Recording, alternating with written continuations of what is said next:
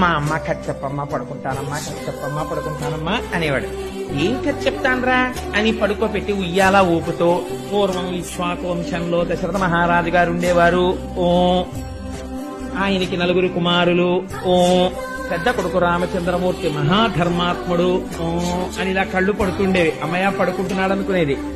ఆ రామచంద్రమూర్తి తండ్రిని సత్యవాక్యమనందు నిలబెట్టడం కోసమని 14 సంవత్సరముల అరణ్యవాసానికి వెళ్ళాడు. ఓ అన్నప్పుడల్లా గుర్తెట్టుకోండి, కృష్ణుడు అంటున్నాడు ఓ అని.